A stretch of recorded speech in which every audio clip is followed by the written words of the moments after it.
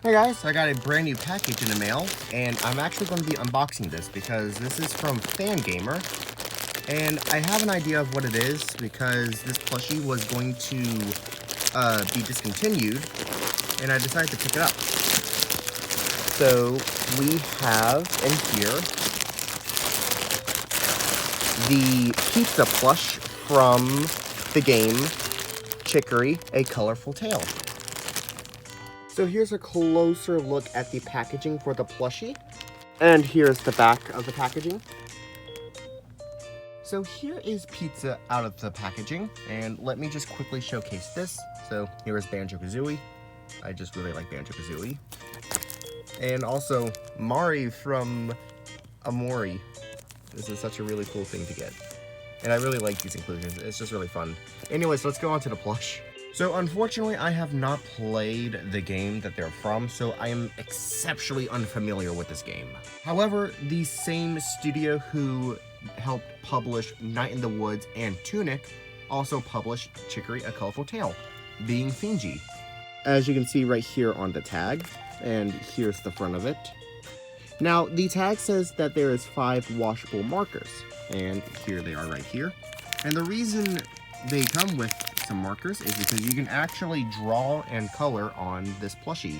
Because to my knowledge, with pizza, you can customize the character in the game and also give them different names and whatnot.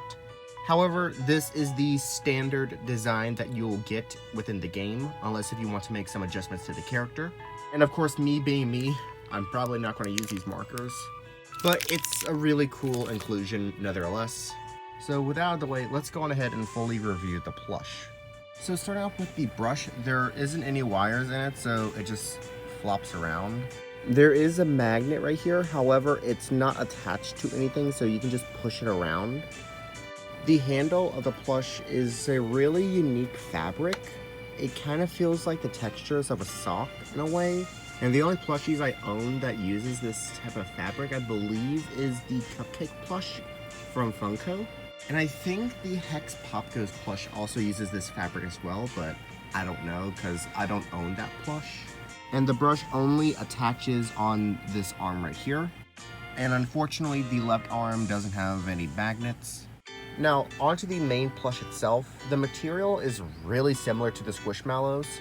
And just like the handle of the brush, the clothing has the same similar material as well. There are little plastic buttons right here for the overalls. And you can actually remove the clothing, I believe, since it's not really sewn on. However, I'm not going to fully remove the clothing simply just because I can tell it will be a pain. But you can absolutely remove the clothing. The nose is a giant button that's wrapped in nylon. The eyes on the plush are embroidered, and unfortunately, mine has a little bit of a defect with the eye right here. So you can tell that the sewing goes through the plush, so it just kind of overlaps. The ears are sewn onto the plush right here and have a little bit of stuffing in them to give them depth. The little pocket on these overalls actually functions, so you can put a small item in there. Here's a closer look at the tush tag. And in total, there are 3 different tush tags on the plush. So here is the second one. And here is the last one right here. Pizza has a tiny little tail right here.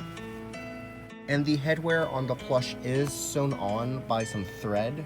But you could theoretically just pop the thread off and you can make the headgear removable. However, I would imagine it being a pain to put back on. Here is the front of the plush. Here's the side of the plush. Here's the back. And here's the other side. The next plush I'm going to be reviewing is the Aloni plush. So this plushie is exclusively sold in Japan as a UFO catcher product, meaning you can only get this plushie by winning it in the UFO catchers, which is essentially like a claw machine. Here is a closer look at the tush tag, and here is a closer look at the side tag. There are exactly 2 plushies in the set. However, I only picked up Aloni since I really like this plushie a lot more compared to the other plushie in the set. Plus, if I bought both of them, it would have been really expensive since I had to buy this out of state. Back to the side tag, here is the inside, right here. Here's a closer look at what it says. And here's the back of the tag. The plush is relatively small, and it's about the same size as this Cookie Mama plush that I own. The plush is roughly like 3 inches tall, so it's like half the size of a Funko plush. Disregarding the size of the plush, this is a really high quality product. Like, there's no printing at all since it is a simple character design. Unlike the other plushie in the set, the plush, to my knowledge, uses a lot of printing.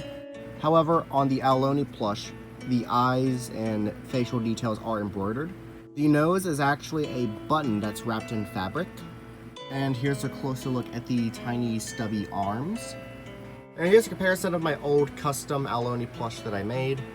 And I'm just overall really happy that they are finally making Aloni merchandise, because Aloni is what introduced me to like RPG Maker horror games. And the only other RPG Maker horror game I really hope that gets merchandise eventually is The Witch's House and Corpse Party. The Witch's House is one of my favorite RPG Maker horror games. And while I'm not too familiar with Corpse Party, I've been meaning to check out the game for years now. I do understand that Corpse Party as a game is really important for, I believe it's one of the first RPG Maker horror games, besides Yumaniki. But with that out of the way, this is my plush review on the pizza plush from Chicory, A Colorful Tale, and Aloni.